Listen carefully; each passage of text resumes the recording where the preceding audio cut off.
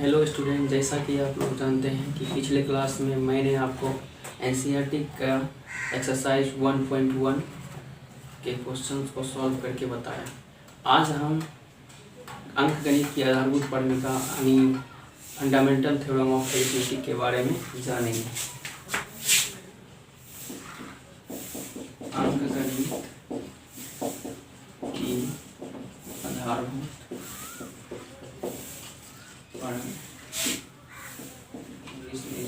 Fundamental theorem of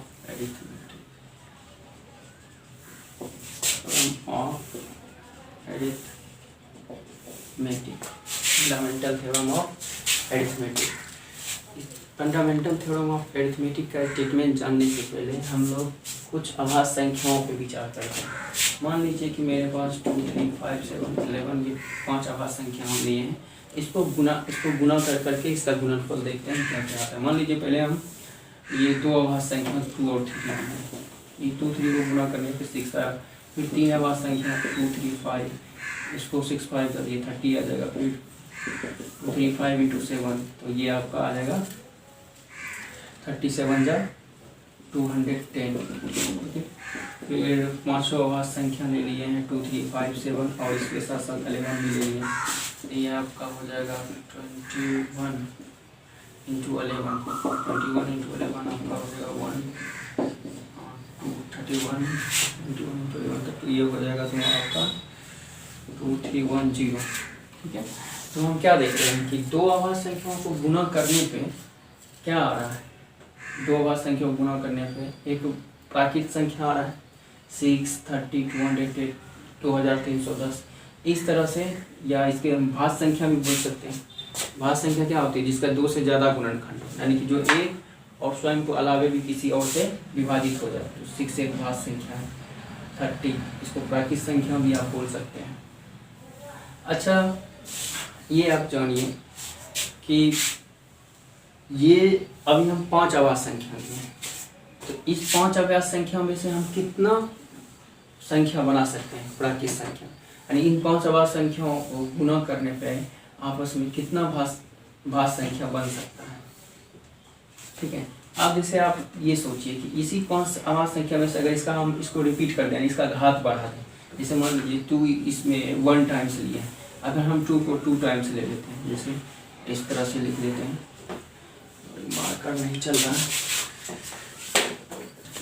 ठीक है, तो 2310 ये आपस में अभाज्य संख्याओं को गुणा करने पे आया है। तो अब इसको रिपीट करके देखते हैं। जैसे ये 2 का स्क्वायर हो गया, फिर 3 हो गया, तो ये 4 × 3 तो ये 12, यानी 2 का घात जैसे जैसे बढ़ाते जाइए नया नया संख्या हमको मिलते जाएगा। 3 ऐसे ही रखेंगे और 2 का घात बढ़, जैसे 2 का क्यूब कर दीजिए फिर 3 तो 8 3 जा क्या हो जाएगा 24 आ जाएगा। यानी 2 पे हम जितना घात चाहे उतना डाल सकते हैं, डाल के हम नया नया संख्या 3 पे भी हम घात डाल के नया नया संख्या बन सकता है आपस में। यानी 2 की घातों को और 3 की घातों को गुना करने पर अगर एक संख्या नया नया संख्या यानी कि 2 संख्या से बन, जैसे 3 यहाँ पे अभाज्य संख्या 2, 3, 5 इसका भी दोनों का अलग अलग घात अगर चेंज करते जाएंगे तो नया नया नंबर हमको मिलते जाएगा, नया नया भाज्य संख्या मिलते जाएगा।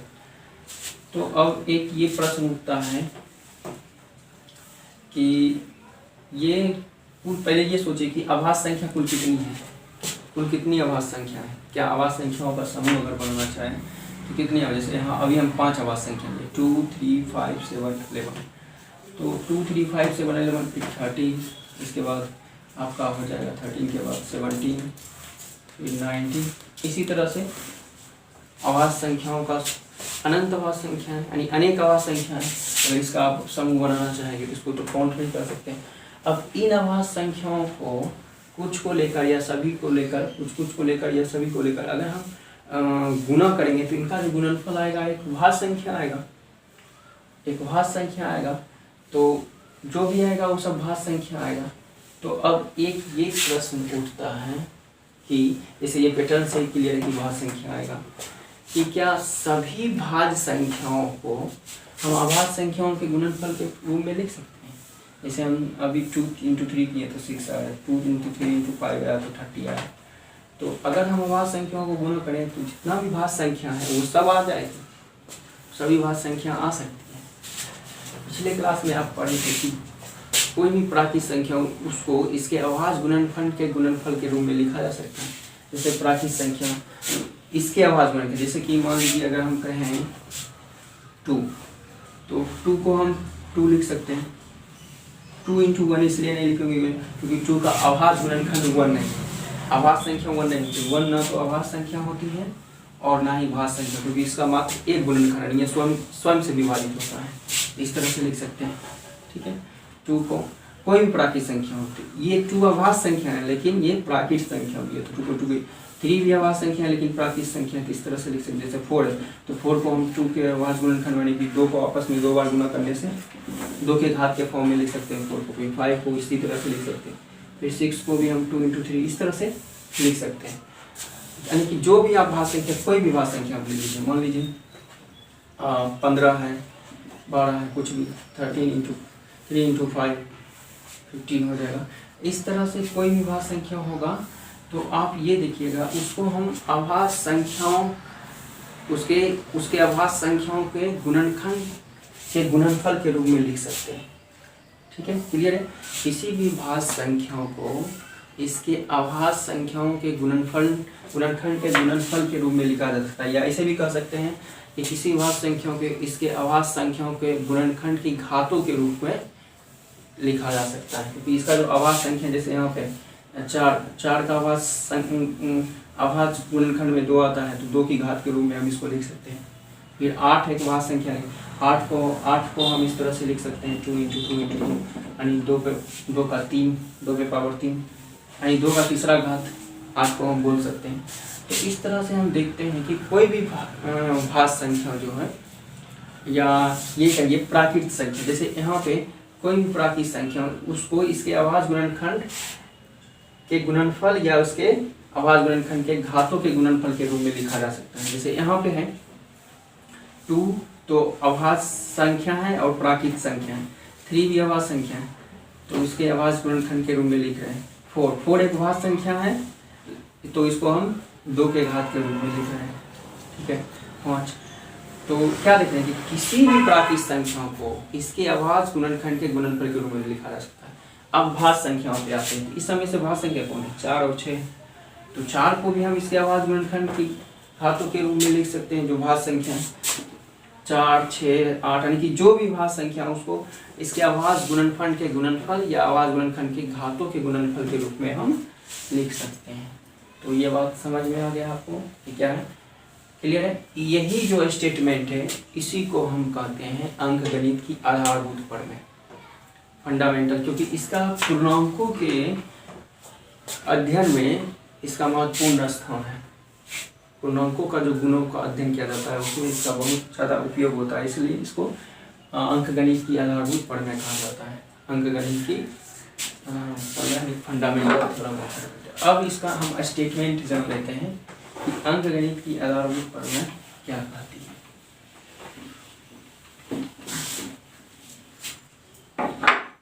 अंकगणित के आधारभूत प्रमेय के अनुसार किसी भी भाज्य संख्याओं को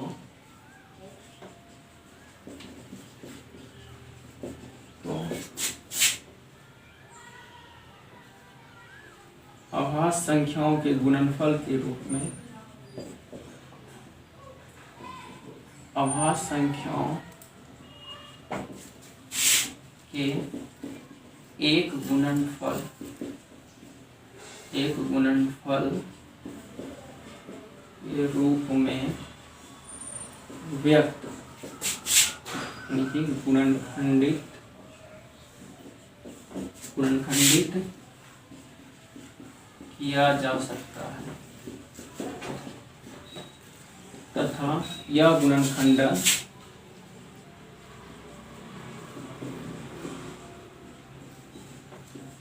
अभाज्य गुणनखंडों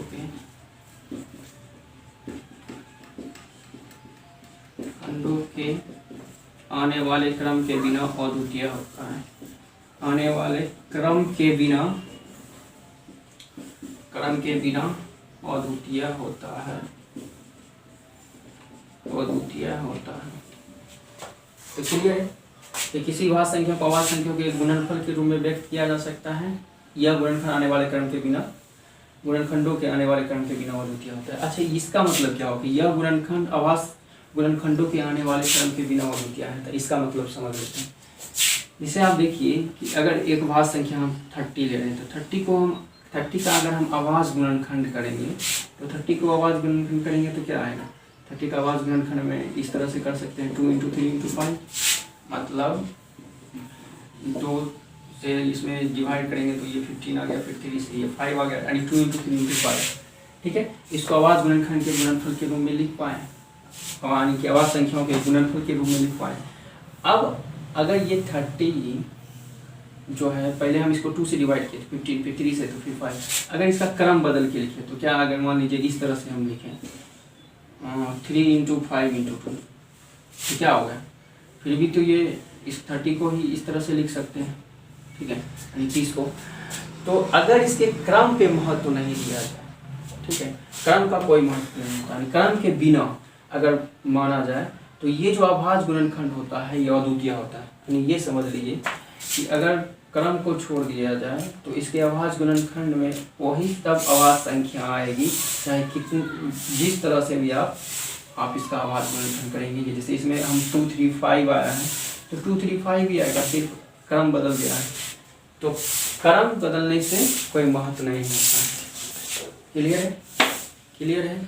क्रम बदलने से इसके अभाज्य गुणनखंड पर कोई प्रभाव नहीं पड़ेगा। ऐसा कर सकते हैं। ठीक है,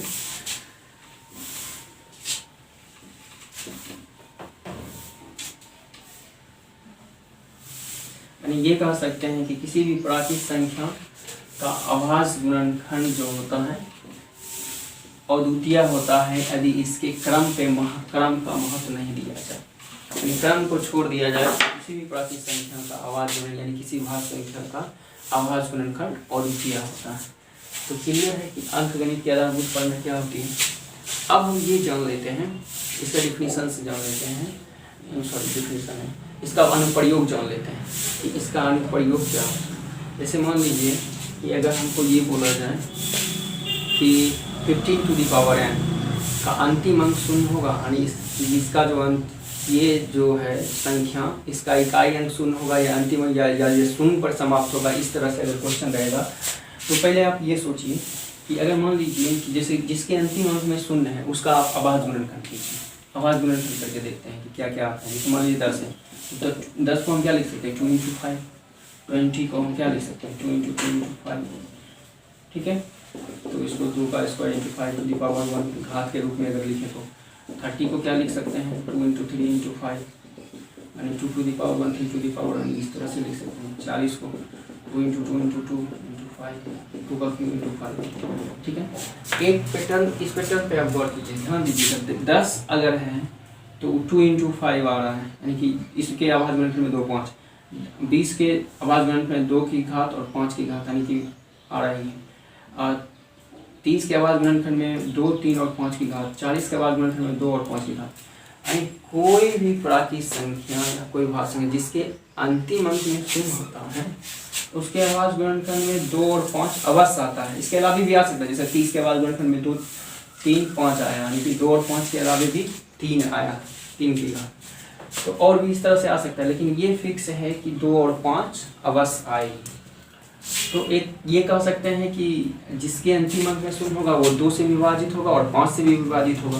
अभाज्य गुणनखंड में इसके 2 और 5 आया, यानी कि वो 2 से भी विभाजित होगा और 5 से भी विभाजित। यानी ये जान लीजिए कि अगर किसी आपको इस तरह से क्वेश्चन दिया जाए कि 15⁻n का अंक 0 है या नहीं, 15⁻n का अंक अगर ये पूछा जाए कि 0 समाप्त होता है या नहीं, तो हमको क्या देखना है कि ये जो 15⁻n है वो 2 और 5 से विभाजित हो पाएगा। 2 और 5 से तभी होगा जब इसके अभाज्य गुणनखंड में 2, 5 है। इसको आप अभाज्य गुणनखंड लिखेंगे तो 2, इसको 3 × 5 लिखेंगे तो ये 3⁻n और 5⁻n, जहाँ n एक प्राकृत संख्या है। ये आप क्वेश्चन इस तरह से दिया रहेगा, n प्राकृत संख्या है या पूर्ण संख्या है। तो आप एक बात ये देखिए कि 15 के अभाज्य गुणनखंड में 3 और 5 आया है, 2 नहीं आया, यानी कि ये जो है 15 की पावर n 2 से विभाजित नहीं होता है। चूँकि यह 2 से विभाजित नहीं होगा, इसके बाद गुणनखंड में नहीं आया है, इसलिए इसका अंतिम अंक 0 नहीं होगा, यानी इसका अंक जो है ये 0 पर समाप्त नहीं होगा अंतिम। तो क्लियर है। तो इस तरह से हम इसका अंकगणित के आधारभूत प्रमेय का यूज करते हैं। अंकगणित के आधारभूत प्रमेय का एक और भी यूज है, दो संख्याओं के एचसीएफ और एलसीएम निकालने में भी हम इसका यूज करते हैं। किस तरह से निकालते हैं ये देख लीजिए। एचसीएफ का बेसिक कॉन्सेप्ट पिछले क्लास में ही हम आपको बता चुके हैं। आज हम अभाज्य गुणनखंड विधि से एचसीएफ निकालेंगे, ठीक है। तो जैसे मान लीजिए एक एग्जाम्पल से क्लियर करते हैं। मान लीजिए अगर हमको दे दिया जाए 12, 18 और 24, 12, 18, 24, इसका आपको क्या निकालना है, एचसीएफ निकालना है। एचसीएफ निकालना है 12, 18 तथा 24 का एचसीएफ निकालना है। तो सबसे पहले क्या करेंगे, अभाज्य गुणनखंड विधि से निकालना है। तो इसका हम अभाज्य गुणनखंड तीन जिस नंबर का एचसीएफ निकालना है उसका हम अभाज्य गुणनखंड करेंगे। जैसे 12 है तो 12 का अभाज्य गुणनखंड कर लीजिए 2 × 2 × 3, 2 to the power 2, 3 to the power 1। 18 का भी आप कर लीजिए तो 2 × 3 × 3 यानी 2 to the power 1 × 3 to the power 2। 24 का भी आप अभाज्य गुणनखंड कर लीजिए 2 × 2 × 3 2 to the power 2 × 3 to the power 1। तो एचसीएफ निकालने में हम क्या करते हैं, इसमें देखते हैं जो जिस नंबर का एचसीएफ निकाले हैं उसके अभाज्य गुणनखंड में, अभाज्य गुणनखंड जो है उसमें जो संख्या है उसका कॉमन तो होना ही चाहिए, उस सब में कॉमन होना चाहिए। कॉमन संख्याओं का न्यूनतम घात लेते हैं, यानी कॉमन अभाज्य संख्याओं का न्यूनतम घात कौन है वो हम न्यूनतम घात लेके उसका गुणनफल निकाल लेते हैं, वही मेरा एचसीएफ होता है। जैसे 12 का अभाज्य गुणनखंड में क्या आया है, अभाज्य कौन कौन अभाज्य संख्या है, 2 और 3, 2 और 18 का 2 और 3, 2 की घात 3 की घात, 24 का में भी 2 की घात 3 का घात, यानी कि ये तीनों 2 और 3 तीनों में कॉमन है। 12 के अभाज्य गुणनखंड में भी 2 की घात 3 की घात, 18 की भी 24 की, यानी 2 की घात और 3 की घात जो है तीनों अभाज्य गुणनखंड तीनों संख्याओं के अभाज्य गुणनखंड में कॉमन है।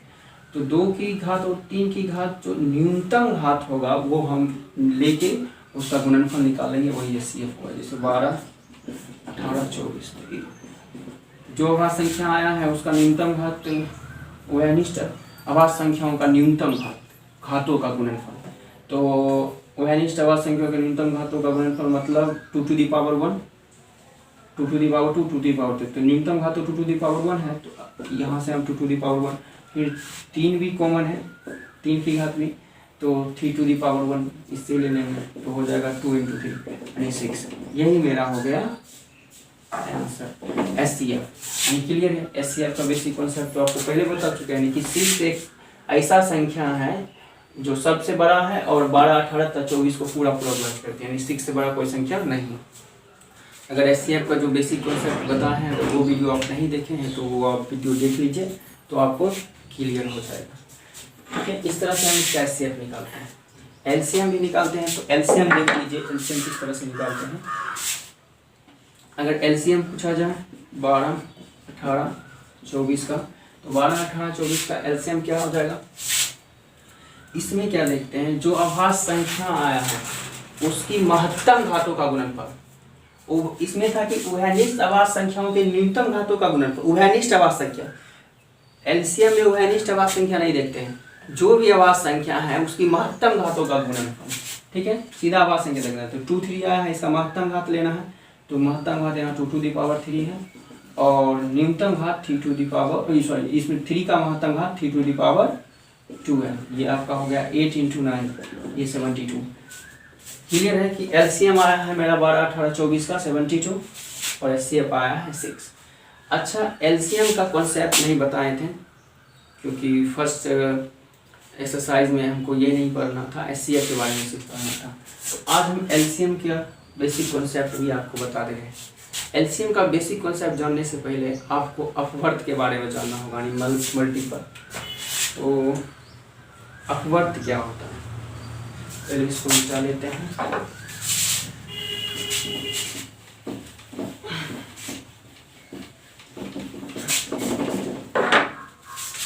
अपवर्त, इसका दूसरा नाम हिंदी में गुणज है, इंग्लिश में इसको मल्टीपल बोलते हैं। ठीक है, अब ये जान लीजिए कि अपवर्त क्या होता है। किसी भी संख्या का अपवर्त उस संख्या से विभाजित होती है, यानी ये कहिए कि किसी संख्या का अपवर्त जो है, जो संख्या है उससे पूरा पूरा विभाजित होगी।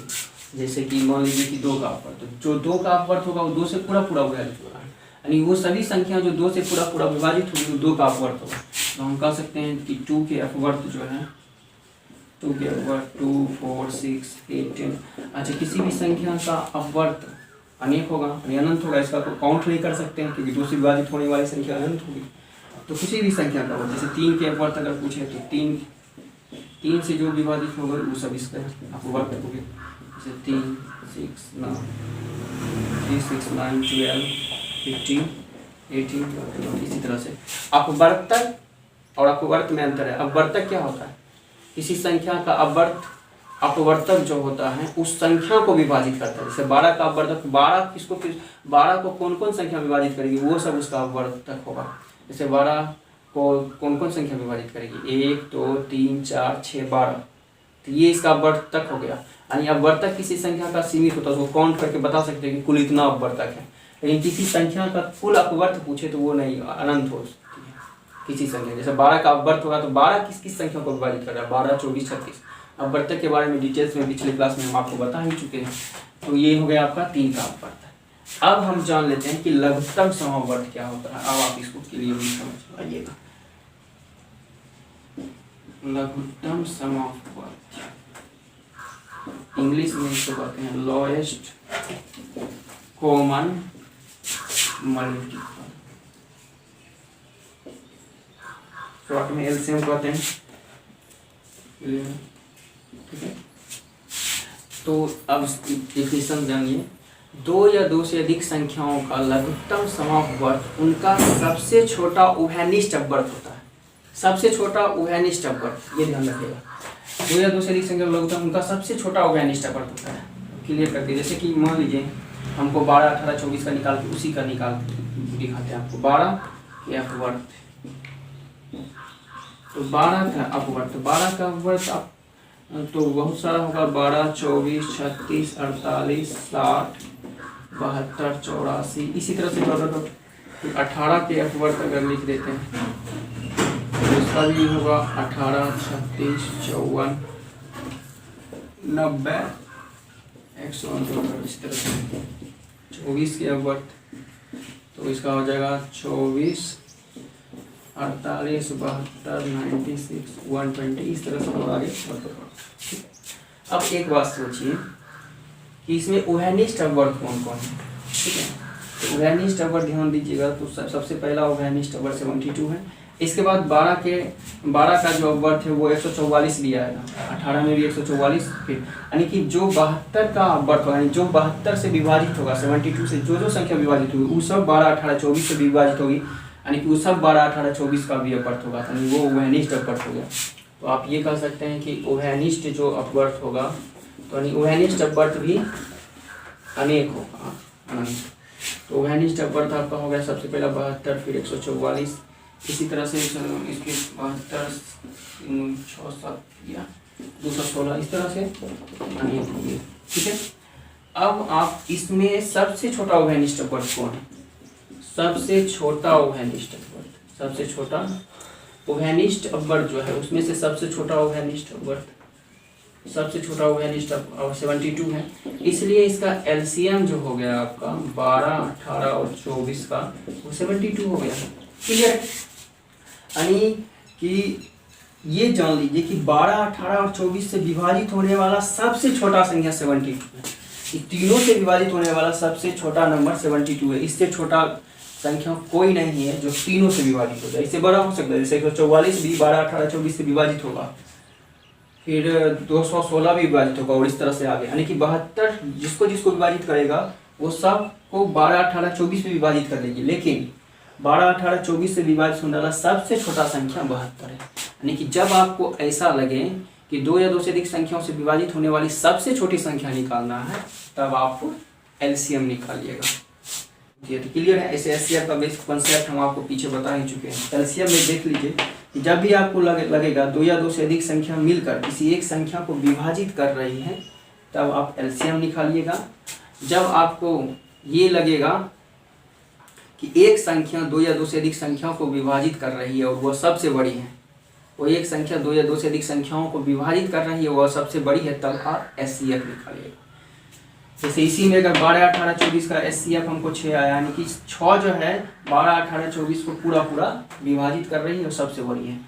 12, 18, 24 का एलसीएम 72 यानी 12, 18, 24 ये 72 को विभाजित कर रहा है और 72 जो है सबसे छोटी संख्या है, 12, 18, 24 से विभाजित हो रहा है। अच्छा, अब इसका एक एग्जाम्पल से क्लियर करते हैं कि एग्जाम्पल उदाहरण वर्ड प्रॉब्लम से। मान लीजिए कि 3 लड़का एक ट्री का चक्कर लगा रहा है, ठीक है। राम, श्याम और अमन। राम को 12 मिनट लगता है, श्याम को 18 मिनट लगता है एक चक्कर लगाने में फील्ड का, और अमन को 24 मिनट लगता है। दोनों 10 बजे मान लीजिए स्टार्ट करता है फील्ड में दौड़ना, 10 बजे एक ही जगह से, तो वो कितने देर के बाद वो तीनों फिर मिल जाएगा?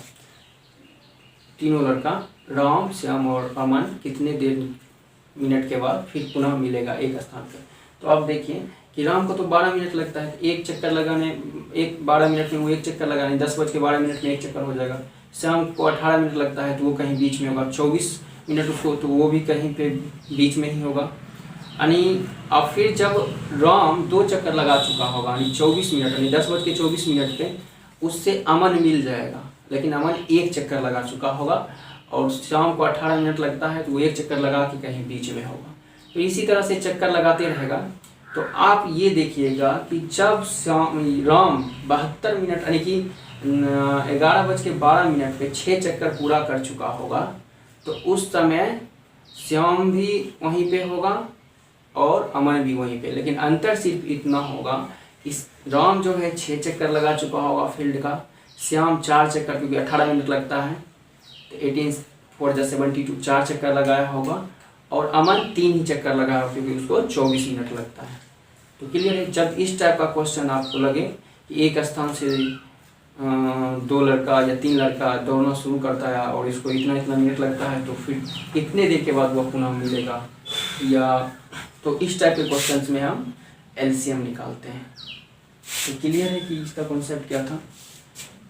तो आज यहीं तक। नेक्स्ट में आज हम आपको इसका एक्सरसाइज 1.2 का कुछ क्वेश्चंस भी बताएंगे, और जहाँ भी आपको प्रॉब्लम होगा पूछिएगा। अब ये जितना भी हम बताए हैं फंडामेंटल थ्योरम ऑफ अरिथमेटिक और उसका यूज के बारे में, अगर इसमें आपको कहीं भी दिक्कत हो तो कमेंट बॉक्स में लिखिए, ठीक है। अगर आपको इससे कुछ सीख मिली हो तो चैनल को सब्सक्राइब कर दीजिए और लाइक भी कर दीजिए। Thank you.